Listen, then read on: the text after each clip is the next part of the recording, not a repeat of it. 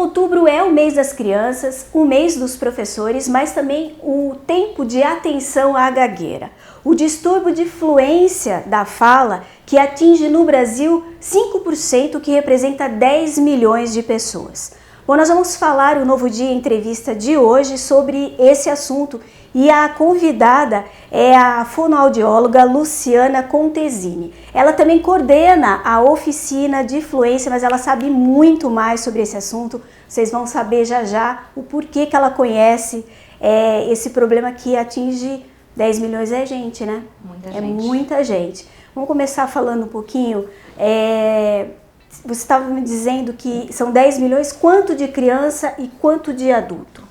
Então, na população geral é 5%, que são 10 milhões de pessoas.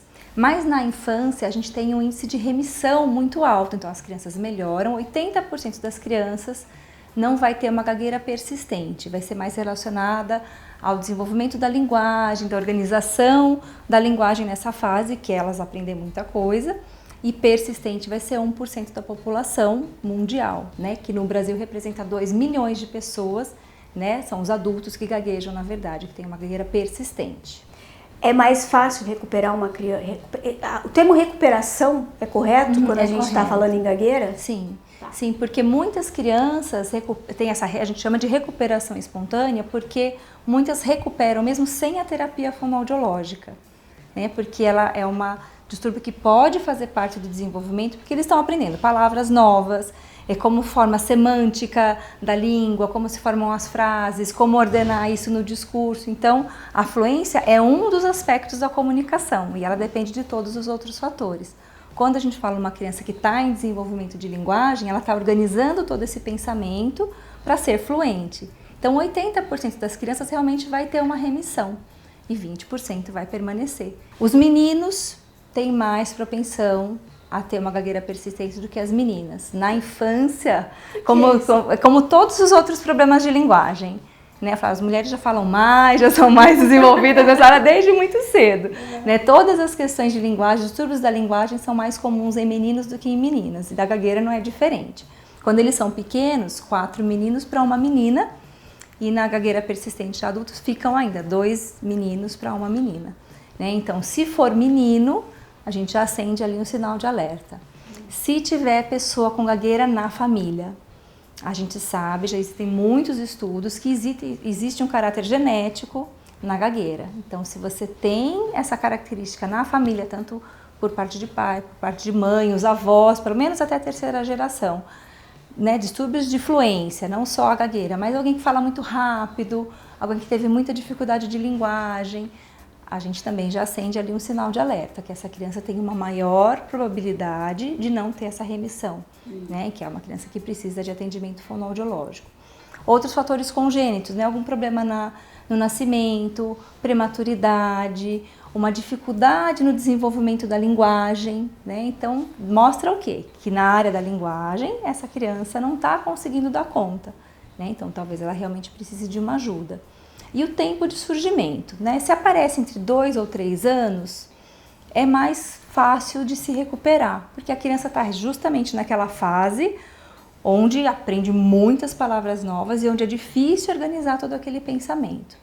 Se a gagueira aparece depois dos 3, 4 anos, já é um sinal de que a criança, né, talvez não recupere. Quanto mais velha a criança começa a gaguejar, mais difícil é que ela tenha essa remissão espontânea. Então, também é um sinal de risco. Ela começou a gaguejar aos 6 anos. Então, é mais difícil do que uma criança que começa a gaguejar aos 2, 3 anos de idade. Então, esses são os principais. E o tipo de gagueira. Né? Tem tipos? Tem tipos de disfluência. Né? A gente pode só repetir palavras. Né? Eu fui à casa da minha avó. É uma repetição de palavra que é muito comum durante o desenvolvimento. Né? Ou uma revisão. Eu fui lá fui à piscina. Você fala uma palavra, fala outra, mas isso todo mundo faz. A gente chama das disfluências comuns. Usar muita interjeição, hesitação, isso é normal. Agora, a criança que começa a fazer muita força para falar, né, que a gente chama de bloqueio, fecha os olhinhos, a palavra não sai, ou prolonga muito o som, né? Fui na casa da vovó. Né? Essa força, né, que a criança emprega, essa tensão muscular, ela não faz parte do desenvolvimento. Então, a gente também, isso é um sinal de alerta. Como que é essa gagueira? Né? Sim. Fatores emocionais contribuem para desencadear a gagueira ou não tem absolutamente nada a ver? A causa da gagueira ela não é emocional. A nossa fluência ela sofre alterações conforme o nosso estado emocional. Isso. Então, essa questão do nervosismo, né?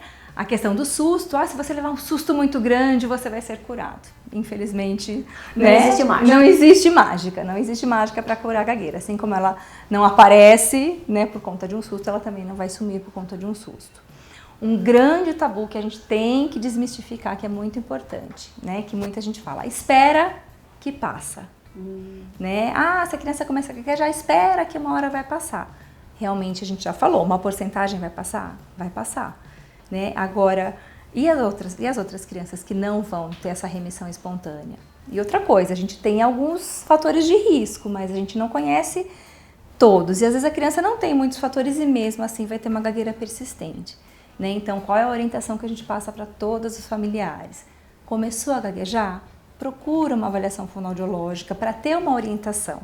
Bom, vamos falar agora, eu vou falar um pouco da Luciana e desse trabalho que ela desenvolve, que afinal de contas você coordena a oficina de fluência. Fala um pouquinho desse trabalho, como é que a oficina contribui para desmistificar, né, tudo que faz parte desse distúrbio. Vou começar um pouquinho, né, falando de como surgiu a oficina de fluência. Né? Eu e a Daniela Zakiewicz, que é uma amiga fonoaudióloga também, trabalhamos na Associação Brasileira de Gagueira por muito tempo. Então a gente resolveu formar, né, essa oficina de fluência, eu e a Dani, a gente fala que era uma equipe, era uma dupla de dois, era uma pequena equipe ainda, e desenvolveu um tipo de atendimento que era em grupo, porque tem muito essa sensação em quem tem a gagueira, né? Eu estou sozinha, né? Só eu gaguejo no mundo, isso gera um sofrimento muito grande. A gente trabalhava muito com grupos de apoio de pessoas que gaguejam, então, e o quanto o grupo era importante para as pessoas, né? Você compartilhar aquilo que você tem, você vê que o outro também tem e que ele lida de formas diferentes, isso pode ajudar muito. Então a gente, né, pensou no modelo de atendimento, onde era em grupo, que a gente trabalhava a questão da fluência, mas muito da qualidade de vida, de conhecer o que é a gagueira e fazer dessas pessoas que participam da oficina agentes multiplicadores. Né? A gente inverte a situação, ao invés da pessoa sair se sentindo vítima da gagueira, ela se sente empoderada, sabendo como passar para o outro aquilo que ela tem. Então começou com essa ideia e depois o curso de formação para a gente poder multiplicar esse conhecimento. E todas as pessoas do grupo, né, a gente forma uma equipe da oficina, elas têm essa ideia do trabalho voluntário, né, lógico, são fonoaudiólogos, trabalham, mas o quanto o nosso papel é importante na sociedade. Né, quanto a sociedade é carente. Então a gente fez um manual de orientação para os pais e distribui gratuitamente, né, para fazer um download, orientação para os professores, orientação às escolas também. Esse material inclusive está disponível para qualquer pessoa. Está disponível, para baixar, né? A nossa ideia é realmente multiplicar a informação. Tem até no site do IG, do Iguinho, para baixar também. A gente vai deixar depois todo o endereço aí para o pessoal ter acesso.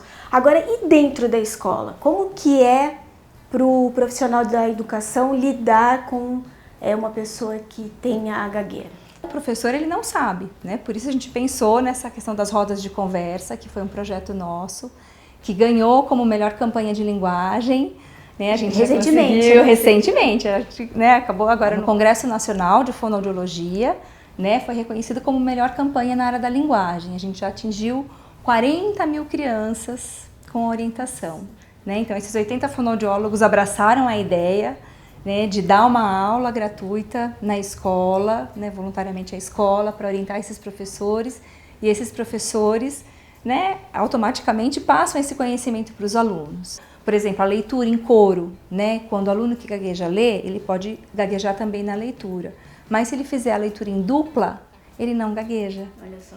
Né? Então, assim, às vezes é uma orientação para o professor, né, que é rica, né, e para o aluno também, porque ele vai poder fazer essa leitura em voz alta, por exemplo, sem se expor de uma forma desnecessária ou sofrer um bullying de alguma forma. Você falou dessa sensação que às vezes a pessoa que tem esse distúrbio, ela sente de estar sozinha no mundo. Mas a gente sabe que tem várias pessoas aí muito famosas, né, que são gagas. Nós temos Nelson Gonçalves, um grande cantor, o escritor Ariano Suassuna, né, também maravilhoso.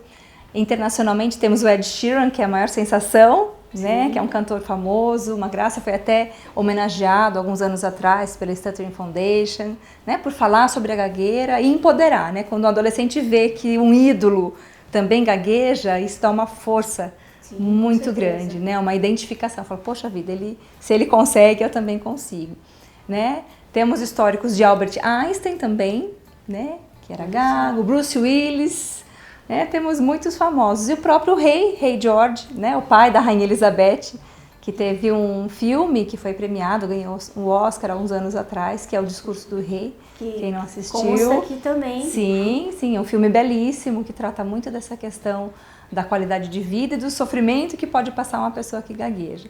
Né? Então, as pessoas têm que se espelhar nessas pessoas, né? As pessoas que gaguejam, que estão se sentindo inferiores, têm que se espelhar nesses outros, que a gagueira não pode ser um impeditivo para você fazer aquilo que você deseja na vida, porque potencial todo mundo tem. Espero que vocês tenham gostado e o Novo Dia Entrevista volta numa outra oportunidade para trazer um outro assunto tão interessante com uma pessoa que saiba falar sobre o assunto como a Luciana. Muito obrigada, viu, pela sua participação aqui. Eu que agradeço, Márcia, é um assunto tão importante poder falar aqui para você. Eu que agradeço. A gente volta logo mais. Um beijo para vocês. Tchau.